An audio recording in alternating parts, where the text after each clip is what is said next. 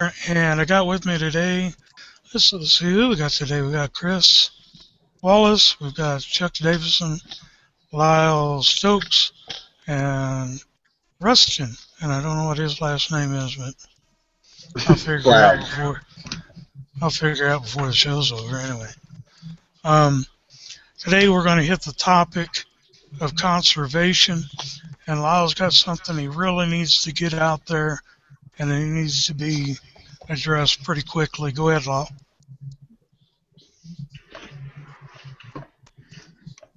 Hey, Lyle. We can't hear you.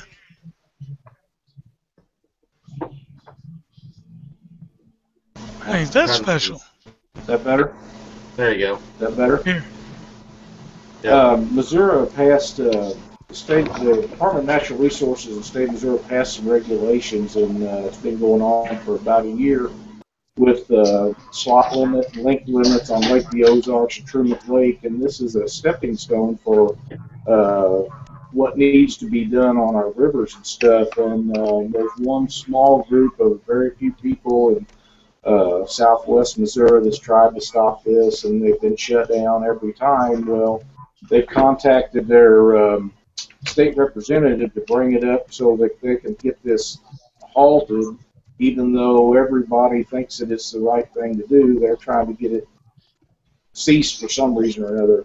And right now what we need is for everybody to click on my Facebook page or Twisted Cat Outdoors Facebook page and go to the link where there's a caption for the bill that she's trying to pass, and contact your state representatives and tell them that you want the length limit and the slot limit fish, that needs to be done. They're under the assumption that it doesn't, and it does.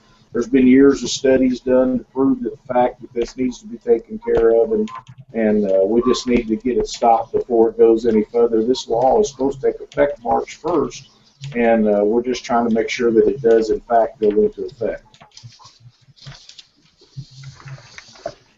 All right. You would say, Lyle, anybody from any state could help you out, right? Well, at this time, just Missouri residents. The bill hasn't been assigned to a committee yet, and once it's assigned to the committee, then anyone can do it, and I'll have that posted up as soon as they assign it to a committee, which should be in the next few days. Okay. And all out-of-state people, we appreciate all the help, because we're all in this together. The same as when the people in Indiana or Ohio or Kentucky, when they're trying to get their regulations done, we all pitch in to help them, and that's what we need to make sure that we get this taken care of here also. Lyle, I picked up an article here off of the Illinois Department of Conservation. I want to just hit it real quick. We was talking about how long it takes a trophy catfish to get to its size. And the Illinois DNR website says, in comparison to most other game fish species, catfish, especially blues and flatheads, are extremely long-lived and slow-growing. Blues and flatheads can easily live 30 years with weights approaching or even exceeding 100 pounds. Due to the high fishing pressure and angler harvest, the numbers of blue catfish, you know what, this was in Missouri, in Truman and Lake Ozarks, and has steadily declined since the 1990s. So a 15-year-old blue catfish that's 31 inches today, that's a pretty old fish.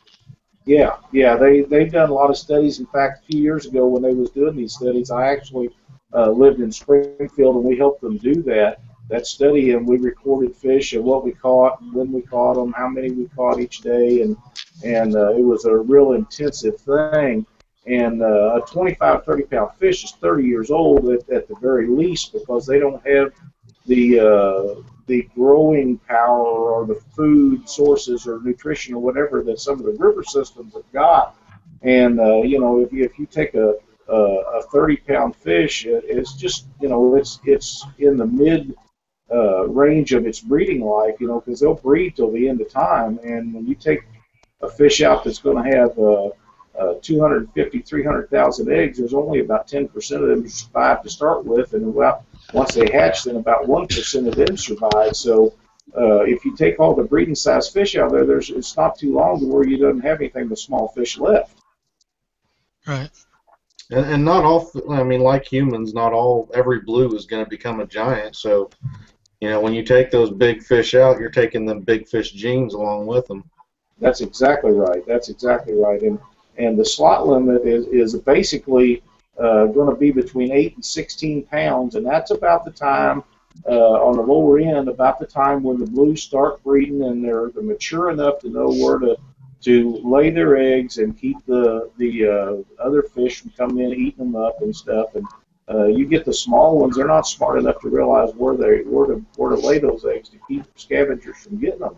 So at that point, they're big enough to defend the nest and different things. So it's real important. And if we can get this done and keep it intact down there, they do some studies. I know that they're doing studies on the Missouri and the Mississippi River now, and hopefully we can get something in place there and get some of the same regulations put into effect there, as we are needing them really bad due to the overharvest of the fish out of the rivers also.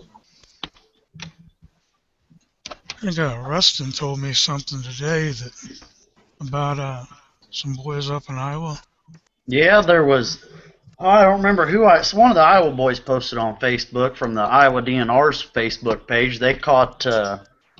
There's 4 or 5 guys up there that they busted for taking out several channel cats, and you know they wasn't out there looking for them. They was doing some other study or something, and they ended up busting them. It ended up in. I think it averaged about $3,500 to $4,000 fine per person, along with I think what did I tell you? $54, $55 per fish per person. So they nailed them pretty good. They're not messing around as far as taking fish. The whole thing was, it wasn't that they I guess one of them had their commercial fishing license, the other ones didn't. And there was something in there about taking illegal fish by illegal methods out of illegal waters. I mean, they were pretty specific in their description and everything there, and you know they're coming down hard on people for that. Well, and that's one thing that I've said about the new regulations passed on Lake the Ozarks and Truman. This small group of people, to my knowledge, is 10 or under, that are raising so much stink over these new regulations. They keep saying, well, we're going to do it anyhow, and they have to make the fine substantial enough, make sure they catch a percentage of these people that are doing it, make the fine substantial enough that they don't want no part of it the second go-around. And that's how you stop it. If I could catch them corner dogs, I'd go down there and record them all day long. Well, and that's like the guys that are coming in from Ohio and Indiana and going to the Mississippi River and going to these wintering holes for these blue cats and taking them to these pay lakes and stuff. You know, if I catch them down there, I'll videotape them and then I'll send it directly to the Department of Conservation and say, okay, boys, this is what I'm telling you is going on, and this is what we need to get stopped. When they're taking 5, 6, 8,000 pounds of fish out of a spot a day, they just go in there until they clean it out. And with the electronics and equipment with technology we have these days, they can go in there and they'll find them fish and they'll clean the spot out in just a couple of trips. Yeah, I would say that everybody that fishes for catfish should have, most of the time, there's 1 or 2 specific DNR guys that are going to be in an area. If you get that guy's number, most of the time, that guy's going to be real understanding, and he's going to, if he finds out anybody's breaking any sort of law and you let him know about it, he'll probably be there pretty quick. So it's always a good idea to have that number. And if you see something that you find fishy, because it's going to be very, very difficult in any time in the future for any regulations that do get pushed in, for them to actually go in and actually see it being done, anything, and to catch them guys and regulate it and actually uphold that new law. So it's going to be on us as well to get a hold of DNR when we see something and let them know and get them out there as soon as possible. So that's correct, because it does no good to have the laws if they're not enforced. It was a big stink over here not too long ago. People calling them the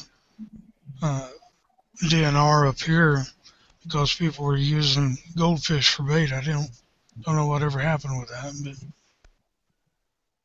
I If you think call if you these call a late. guy, he should know. You know, if it's illegal, he'll tell you right away. He'll know pretty much. If he doesn't know, he'll find out real quick.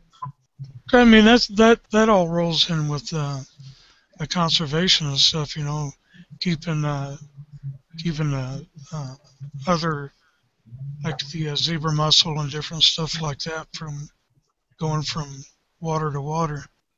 Well, I'll tell you something that really was amazing to me. Last year, we went up and fished the Cat's Incredible tournament up in North Dakota, and wonderful tournament, good place to go, and a lot of fine people. But they had some rules and stuff up there that I was not familiar with, and if it hadn't been for some of the nice people up there letting me know, I would have probably been in violation. One thing is you can't go in there and with the plug in your boat. You have to remove that plug before that boat leaves the boat ramp, and that keeps all that stuff from being transferred from one body of water to another, which I personally think that's a good deal. And then you're not allowed to bring fish in from other waters for bait or anything. You have to use local type stuff. And a lot of the things I wasn't aware of. It changes from state to state, and people really need to keep up to date when they're traveling to tournaments and just going out fun fishing in different areas to make sure that they're not in violation of some of the state laws. So Chuck, you've been kind of quiet. We're gonna You make you know, talk now. when these different regulations, when they get to the committee and they have hearings, um, people from other states can come in and be a real big influence. When we had ours here in '06,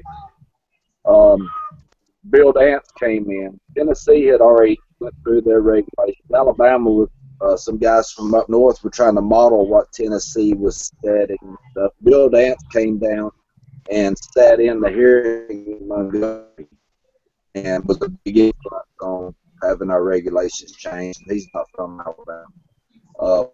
First, commercial guys, some of them were for it, some of them were against it. And then after they sat through the hearings and got a little bit educated on the importance of the big catfish, all the commercial guys kind of changed their whole tone before the whole hearing was over. Nobody was fighting it by the end because a lot of them guys didn't even know, taking these big fish out is going to hurt them later on in the commercial industry. Yeah. Well, you got so much that goes in with the conservation. You've got habitat, keeping the rivers and stuff clean. I don't know about you guys, but I always pick up stuff. Sometimes I'll end up with half a boat of crap, and that's just from one day of fishing, and it ain't mine. I didn't haul Right. it in there, but And it's sad, but if that's the way it has to be, or the banks, the rivers, everything just get overrun with just trash and crap and bottles. And it's bad enough when the flood situation comes in that you got to deal with everything gets washed down, but people just throwing stuff out of their boat at will, that's something else altogether. back when I was younger, I used to find logs and stuff next to the river and stuff, and that's when I was fishing in Columbia there off of Percy Creek.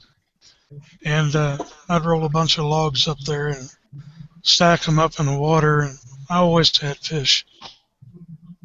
I think one of the things that for almost any body of water, I think as far as regulations go, one of the things that I think would help a lot is if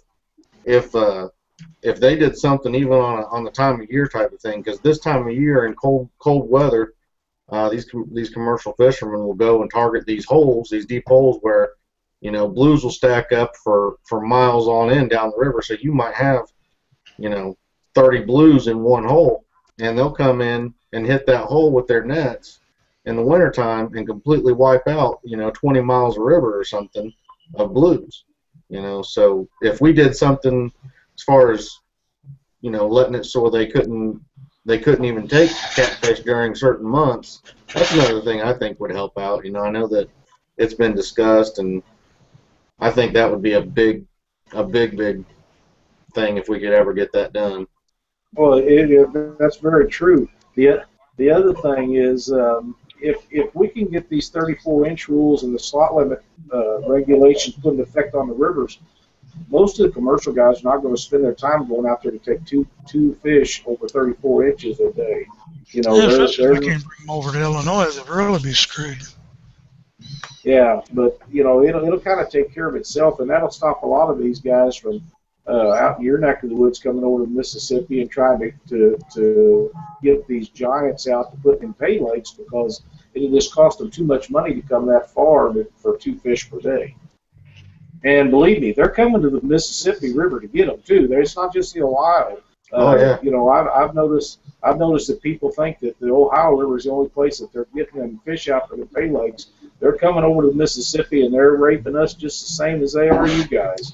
Oh, anywhere they can get them, and then they have thousands of nets out, and That's right. they get so many fish, but it's only because they have so many nets out, and then they use the argument that, you know, how are they catching so many big fish if they're depleting the stock, you know? And the point is yeah, there's a lot of big fish out there, but if you're taking that many out, you're having to travel further and further away to get that many. You're not. That stock isn't there. The reason you're traveling farther is because they're not there as much anymore. That's right. They're gone. And the other thing is, right now, the Illinois DNR is in such sad financial shape that they have all these commercial guys over there on a honor system thing. So they just fill out their paper and say how many fish they caught. Nobody's checking them to see if that's a true amount or not, because their funding is so low. So if they take out 100 big fish in one day and they only write down 4, they're getting away with it because nobody's checking their paperwork to see if they're actually turning in what they say they're turning in. And that doesn't just affect Illinois; it affects Missouri and Iowa and Arkansas and Tennessee and every place that contributes into them, because them blues move a great amounts of distance every year. Yeah, it's completely the honor system, the way they have it set up, and I wouldn't call them guys very honorable. No, me either. We are 15 minutes in, and I'm going to take a little commercial break here. Not really a commercial break, but I want to announce something, and this is for everybody that watches the videos. I'm going to do a giveaway, and that giveaway is going to be for 450 Classics XT Akuma. Still looks backwards to me when I look at it, but anyway, the giveaway is you need to watch all the weekly videos each month. From the first one to the last one of that month, you must have them all.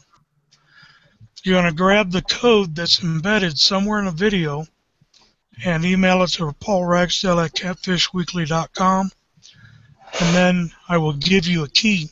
Each key is unique. Write it down. If you don't, that's on you. 3, the announcement will be made on the first live video of the month, so you need to email me your keys if you're chosen.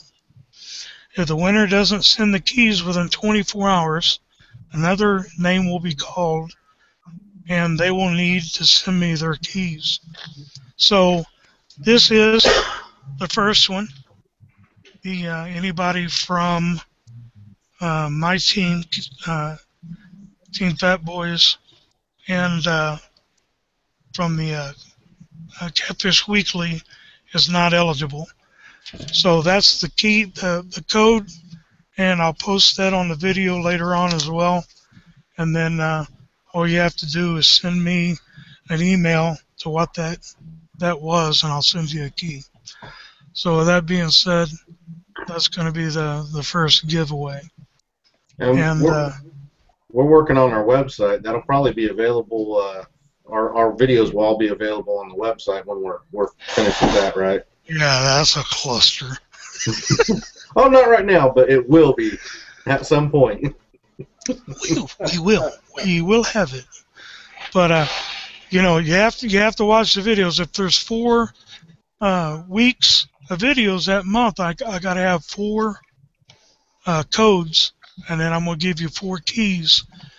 And when I pick you and I ask you, you better have all 4 of them. So with that, let's get back into conservation. Leonard Heisey asked a question to us. Oh, I just seen that. do you think local fishing could be the problem, as well as noodling being so popular? Anyone want to jump in on that one?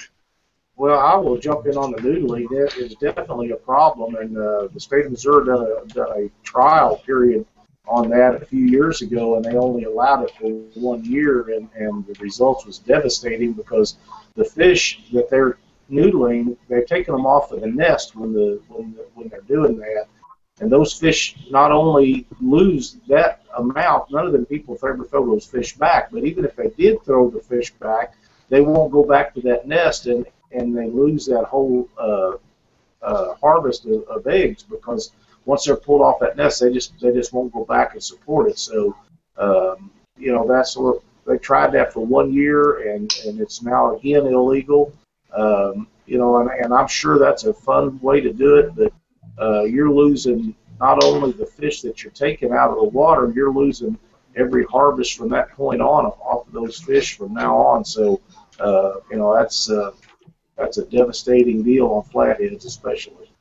Yeah, and I think part of that, um, just so you know, there's some people out there that will rip you a new ass, and that's just being honest. If you bring up noodling and stuff, and what I try to do, all these guys in here, I don't know about Rustin, but and my team members, we talk to them like they're human beings. We try to take the nice approach to it. Lyle did that with me after I was tore up, and it made a believer because he explained things to me, and I think that's the way to approach it. I think I can touch on a couple things. I think for local fishing, as far as tournaments and just regular fishermen, I've told a lot of people my belief is that the catfish anglers have done pretty well at keeping updating live wells. We put a lot of money into the type of live well that we have for tournament fishing. A lot of the guys that I've hardly seen out of this last year fishing the ICA with 30 boats a tournament. I think I've seen a couple of dead fish. I don't think that it's nearly the problem that the commercial fishermen will try to lead you to believe. I do believe that any foul hooked fish, any fish that's been stressed too hard, it might not recover. I know there is a loss in tournament fishing, that there is loss in fish there. I'm not going to say that tournament fishing has no death in catfish. There is there. Is it a huge problem? I don't think so. Like I said, I think a lot of the guys really put a lot of time and energy and money into their live wells to make sure that I've seen a lot of my fish that go back into the water healthier than they were. I put a lot of oxygen in there. I make sure my water's cool. I try to do really good to take care of them fish and make them be just as healthy. There's been a few times where they're sluggish, but they're pretty good. They're healthy when I put them back in. I don't think I lost a fish this year at all, and that's a lot with a lot of the guys that I think fish the ICA. From what I've seen in large tournaments, you just don't see a lot of dead fish. But I do know it happens with foul hooks, things like that. As far as the noodling, I don't like to lump anybody into one big bad group of people. I've actually heard of some noodlers. I don't know a lot about it, but I've heard of some noodlers that do enjoy pulling the fish out, but they actually take that fish, put it right back in that hole. I don't know if that fish will stay in that hole after that or what happens, but if it does work that way, I guess I wouldn't have a problem with it. But I don't like them pulling them off of that nest, But it's not everybody has to be okay with everybody else's type of fish. I don't jug fish, but I know Chris. So. Rustin, how do you deal with people that you take out? Well, it's kind of the same way. Lyle and I talked for a couple hours a couple nights ago, and And we touched base on that. I see a lot of people over here at KC Catfish, and there's a couple Facebook pages yelling and screaming at people for, the whole pay lake thing and the commercial fishing, and you can't do that. I know, working corrections, working the jail downtown Kansas City, with the inmates, it's kind of the same thing. I start yelling and screaming at them, they're not going to listen. It's the exact same thing. And Paul, you and I talked about that, about when you used to live over here. You can't go yelling and screaming at people, because that doesn't, if I start yelling at Lyle over, say he's making me a custom rod, he's just going to quit. You can't yell at people and get your point across. And I'm not saying that I'm innocent as far as that. I've gotten in a couple of heated debates, but when it comes down to you've got to be polite, and you've got to explain to people.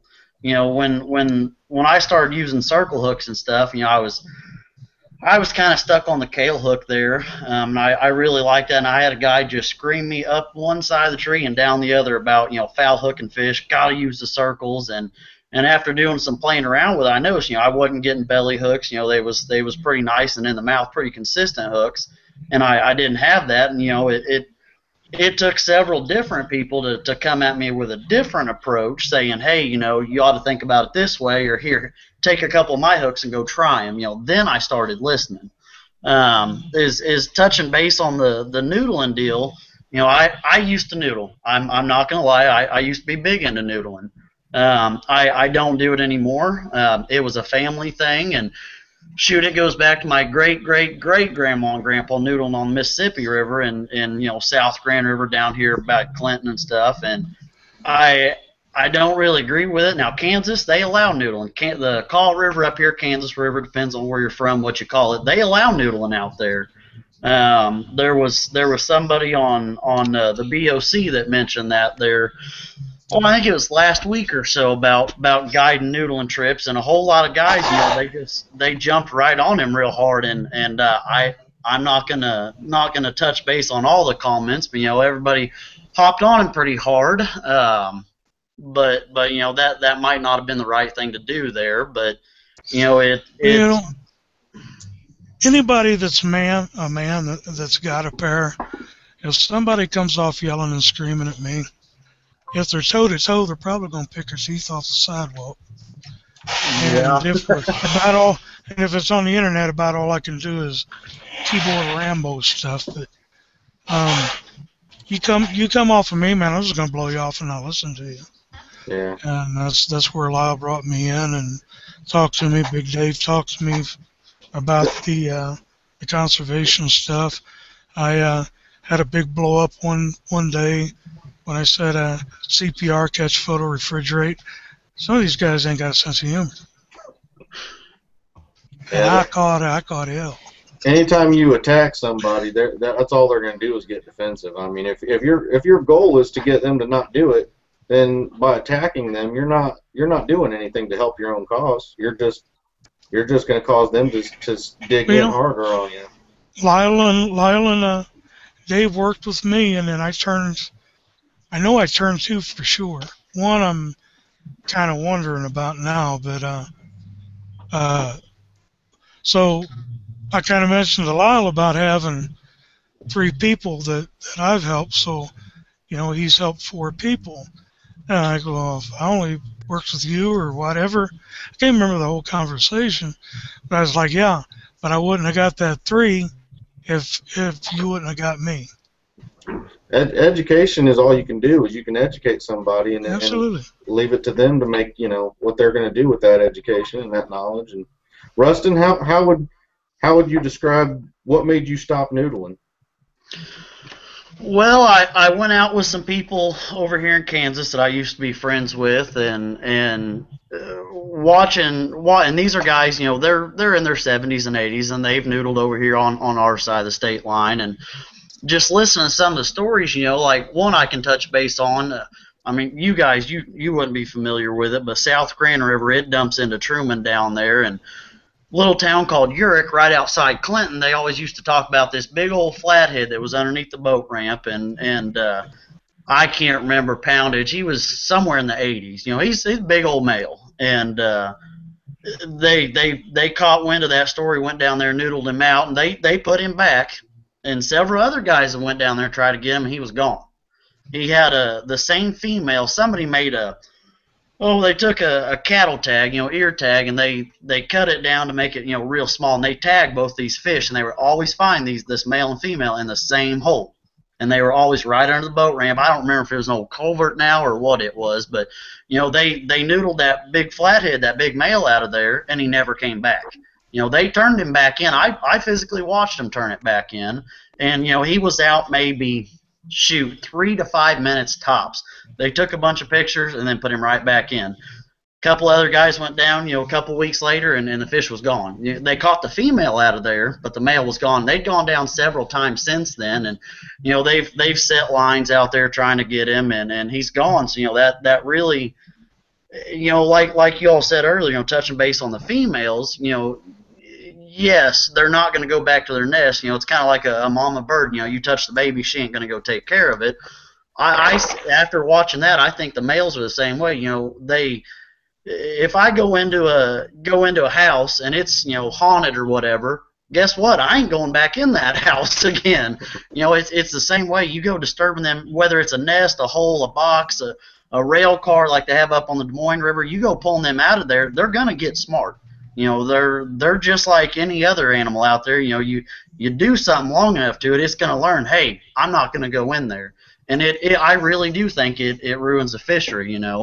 They haven't caught the female out of there either. Now, whether someone took her out or what happened to her, but I don't know the story there. But I know it's a big deal. I've got some family down in Oklahoma, and they have the national championships noodling down on Lake Eufaula down there, and they're real big into that. But you look at their population of flatheads versus there's a lake up here in Kansas that they don't noodle on.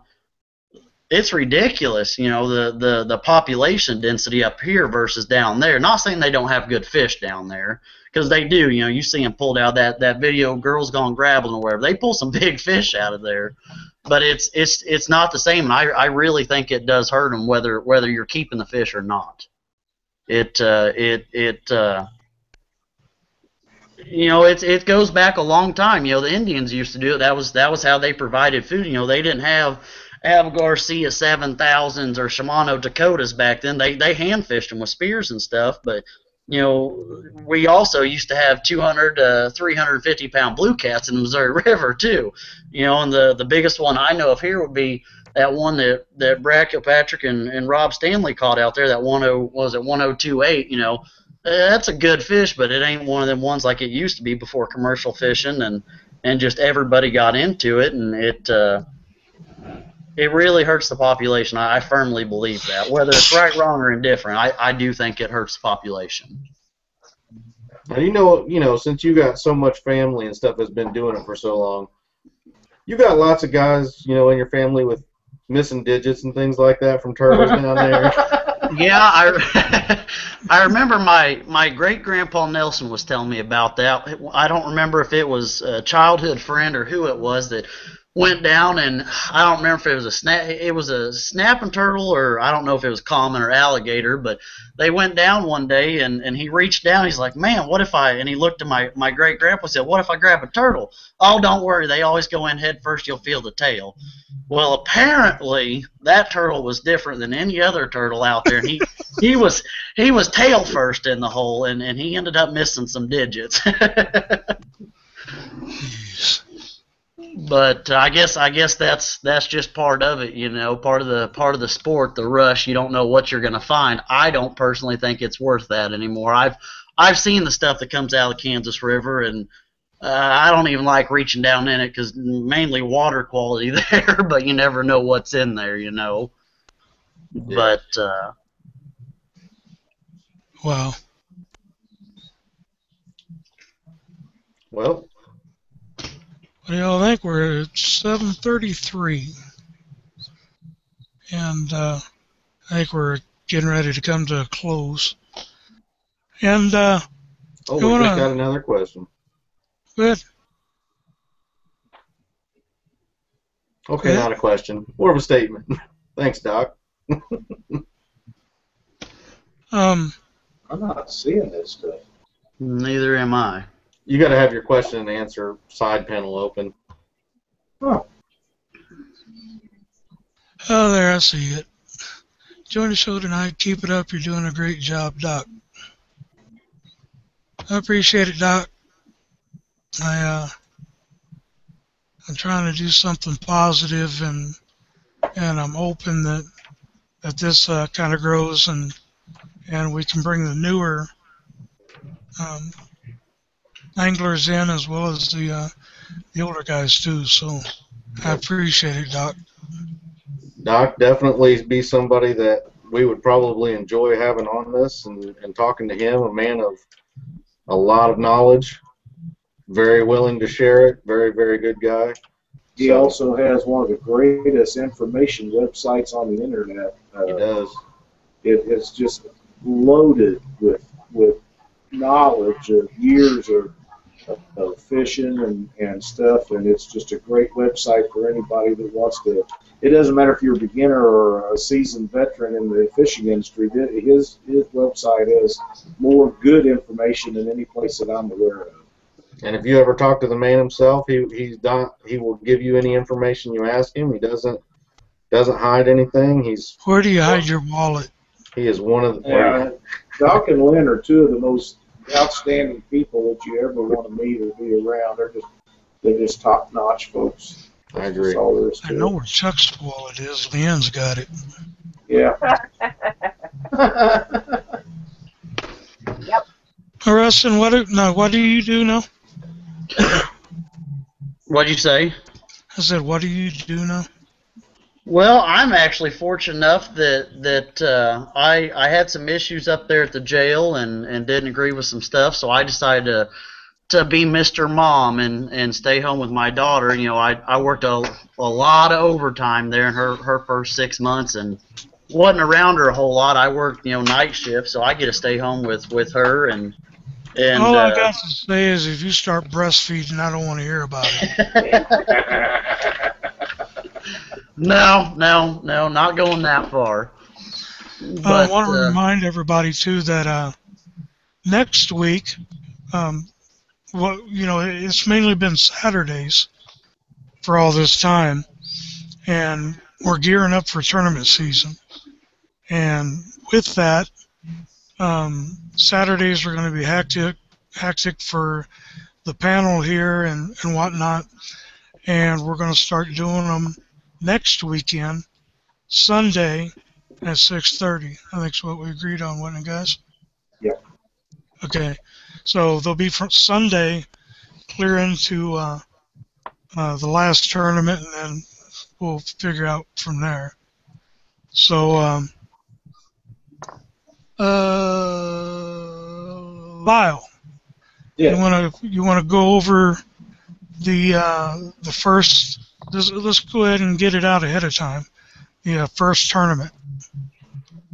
The first tournament for Twisted Cat Outdoors will be February 22nd at Columbia Bottoms, St. Louis, Missouri, providing the weather is good.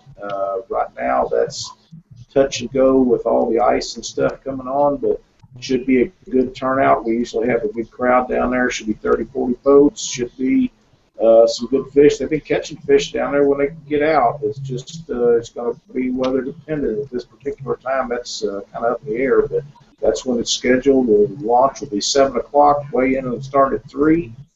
And looking forward to seeing everybody down there. All right, we'll give everybody 2 minutes to close out what they want to say. And since Chris is my first one here, go ahead, Chris. I guess I'd talk about the ICA tournaments coming up. The first one for the ICA is going to be an open at Mount Carmel, Illinois, at the City Ranch, and that's going to be on March 1st. So anybody can join that. It's an open tournament. It's starting at 7:30, so you probably want to be there by 7 o'clock at the latest. After that, then the next tournament they're going to have is the March 15th Turtle Creek Open, which is normally 100-plus boats with 10 fish limit and normally no fish bigger than 4 pounds. So it's a pretty interesting tournament. But that's all I got. All right, and Chuck. I'd like to go over jigging winter flatheads. What do y'all think about the the damage that could be done to a flathead if you're pulling it off the dormant stage, by teasing it and jigging it out, lower 30-degree water. You won't be able to make them bite, but you're taking them out of the water. Even if you release them, do y'all really think that does damage to the fish? Pulling it off bottom in a dormant state like that, photoing it and letting it go. I know the commercial guys are doing a lot of the jigging up there, selling them to the pay lakes. I've heard that they're, jigging large flatheads out of the rivers up there. But, I mean, even doing it recreational, have y'all heard that that it stresses the fish or anything like that? That's something I'm not familiar with at all. I don't think it does. That was something that was turned on to me. I can't remember if it was Philip or I think it was Johnny Coleman that was telling me about that when I first moved up to Des Moines there, jigging for flatheads. I know a lot of guys, say they're jigging, but they're snagging them, and we caught quite a few flatheads below Saylorville, and just a white swirly 2-inch grub there. And I remember one fish, he was missing one of his pectoral fins. I can't remember which one, then half of his tail. And I caught that same fish, I bet, 15, 20 times within the same month. And he just kept getting fatter and fatter. So I don't think it really hurts him. It's no different than pulling crappie or bass or channel cats or blues. I don't think it's any different, The videos I've seen, I don't know a lot about it like Lyle either, but I've seen some videos where they've dragged live bait, they've dragged jigs across these hurdles of dormant flatheads, and they put them baits and things right on their lips, and you could not get them to bite. So I guess there's so many of them down there that none of them are really eating. I don't know if they're really pulling out any numbers or at all, catching them without, like Rustin said, actually just snagging them. Yeah, I'm highly against the snagging. I promise you we wasn't snagging. I know I can't remember the conservation agent's name up there in Polk County, but I did a lot of work with him catching those snaggers and stuff up there because they knew what he drew. A lot of guys out of Polk County. And yeah, we had a lot too, but yeah, we did a lot of work with him up there catching a lot of the snaggers, and it wasn't easy by no means. Jigging for flatheads is no easy task, but there's somebody on Catfish 1 that runs nothing but artificial baits out of those little float tubes, and he catches flatheads like crazy. It's not impossible, but it's no easy task, and every one that we caught, most of them, they were hooked pretty far back in the mouth, so it's not like, that hook just barely got them on their jaw. They actually took it. We didn't catch, 500-600 fish by no means, but it was definitely better than walleye fishing. Okay. Lyle, you want to wrap yours up? Yep, just looking forward to a great tournament season this year with everybody coming in, and we got the first two will be at Columbia Bottoms in St. Louis, and hope everybody can make it out. All right, and I think that already lets you clear out there, Rustin. I don't have anything. I take that back. One thing I do have. Lyle, what we was talking about the other night when I told you several people had asked me how to look up your tournament schedule, you might kind of touch base on that a little bit. I had a couple more questions today about that. Okay, the reason that you have to sign up to get on the Twisted Cat Outdoor website is simply because the spammers that we get are 30, 40, 50 a day, and they're from out of the country, and we check every IP address, so members don't get spammed and different things, but it's free. It doesn't cost anything. Just go to twistedcatoutdoors.com and sign up. We approve everybody that has a United States website address or an IP address. but we just get slammed with spammers. The economy, I guess, is so bad everywhere that everybody's trying to get it in with, and Unless we're it's just trying to. Yeah, we're just trying to prevent that from being on there. So we check everyone and approve everybody, and we'd love to make sure have they're some more not a members. butthole surfer. What's that? Make sure they're not a butthole surfer. A Yeah, known because IP address. there's nothing worse than trying to search through 1,800 members on the website and figure out which one's sending everybody a bunch of spam. So if we can nip it in the bud and stop it before it gets started, that's the only reason. Like I say, we used to let everybody in and didn't do that, but the spam got so bad we had to stop it. And we approve everybody. It's free. There's no cost ever to any member. So jump right on there and get involved. We me and Chris, we've been working close on the Catfish Weekly website, and we may add a spot for some anglers and stuff. But I'm going to close mine up. I'm going to say, guys, don't forget to send me in the email the code that I gave you today for the giveaway. I'm going to, being that Chris and I are working on the website, I'm going to go ahead and post it over there in contest if that's okay with Lyle. Absolutely. And if you click on the little YouTube icon, you can see the links and stuff that I post below that until we get the website 100% up and running. And with that, I want to say adios. I appreciate the 5 viewers that we got watching right now. That's the most we've ever had. And we're averaging 140 views in a 24-hour period. So we're not doing too bad for growing. So with that, I'm going to say happy trails, and we look forward to seeing you next time.